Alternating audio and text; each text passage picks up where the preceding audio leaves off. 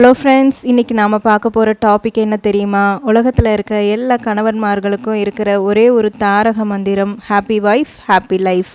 அதாவது பொண்டாட்டி சந்தோஷமாக இருந்தால் தான் புருஷனோட வாழ்க்கையும் நிம்மதியாக இருக்கும். இதை ஏன் இன்றைக்கி பேசுகிறோம்னா, விஜய் டிவியில் ஒரு ஷோ போயிட்டுருக்கு. அதாவது ஹாப்பி ஒய்ஃப் ஹாப்பி லைஃப் ஷோவோட ப்ரமோவை நீங்கள் பார்த்துருப்பீங்க.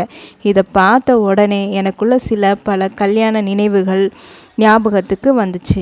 இன்றைக்கி வீடியோவில் இதை பற்றி தான் நாம் ஜாலியாக அலச போகிறோம். ஸோ ஸ்கிப் பண்ணாமல் பாருங்கள். நம்மோல ஒருத்தவங்க சொல்கிறாங்க, கல்யாண வரவேற்பு அப்போது வழக்கம் போல் அவங்க புருஷன் ஏதோ விஷயத்துக்காக கோச்சிக்கிட்டு மேக்கப் ரூமில் போய் உட்காந்துக்கிட்டாராம். எனக்கு அது சரியில்லை இது சரியில்லைன்னு ஒரே அடம் பிடிச்சிட்டு இருந்தாராம். அதை சொல்கிறது யாருன்னா நம்ம பிரீத்தி தாங்க. சஞ்சயை பற்றி தான் சொல்லிகிட்டு இருக்காங்க. ஸோ ஃபோட்டோகிராஃபர் வந்து ஃபோட்டோ எடுக்கிறப்போ மனுஷன் மூஞ்சியை தூக்கி தான் வச்சுக்கிட்டு இருந்தார். சிரிக்கவே மாட்டேன்ட்டார். அப்புறம் ஒரு வழியாக சமாதானம் பண்ணி சிரிக்க வச்சு ஃபோட்டோ எடுத்தோம். ஸோ அதுதான் இந்த ஃபோட்டோ அப்படின்னு சொல்லி காட்டுறாங்க. அதுக்கப்புறம் அதுக்கு தீபக் வந்து ஒரு கமெண்ட் கொடுக்குறாரு, உன் வாழ்க்கையில் அதுதான் கடைசி சிரிப்பு அப்படின்னு சொல்கிறாரு. ஸோ நிஜமாகவே கேட்க ரொம்ப ஜாலியாக இருக்குல்ல. பொதுவாக கல்யாணத்தில் பொண்ணுங்க தான் அழுதுகிட்டோ இல்லை கோச்சிக்கிட்டோ இருப்பாங்கன்னு சொல்லுவாங்க. ஆனால் இங்கே ரிவர்ஸில் நடந்திருக்கு. ஸோ இதில் உங்கள் பார்ட்னர் இந்த மாதிரி கோச்சிக்கிட்டு இருந்தால் கமெண்டில் சொல்லுங்கள். சரி, இந்த ஹாப்பி ஒய்ஃப் ஹாப்பி லைஃப் கான்செப்டுக்கு பின்னாடி இருக்கிற சில உண்மைகளை பார்ப்போம்.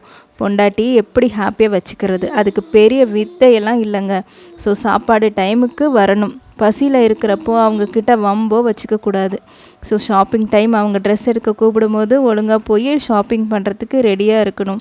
அதுக்கப்புறம் உனக்கு இந்த கலர் சூப்பராக இருக்குது அப்படின்னு சொல்லி ஒரே ஒரு வார்த்தையை சொன்னால் போதும், அவங்க அவ்வளோ ஹாப்பி ஆகிடுவாங்க. ஸோ என்ன நடந்துச்சுன்னு அவங்க சொல்லும்போது நாம் மொபைலை பார்க்காம அவங்க சொல்கிறத உன்னிப்பாக கேட்குற மாதிரி நடந்துக்கவும் செய்யணும். இதையெல்லாம் பண்ணாலே பாதி பிரச்சனை சால்வ் ஆகிடும்.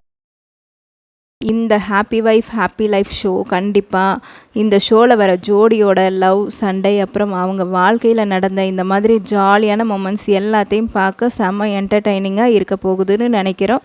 ஸோ ப்ரொமோவே இந்த அளவுக்கு கலகலப்பாக இருக்கப்போ மெயின் ஷோ கண்டிப்பாக வேறு லெவலில் தான் இருக்கும். ஸோ உங்கள் வீட்டில் யார் சீக்கிரமாக கோச்சிக்குவாங்க அப்படிங்கிறத கீழே கமெண்டில் சொல்லுங்கள்.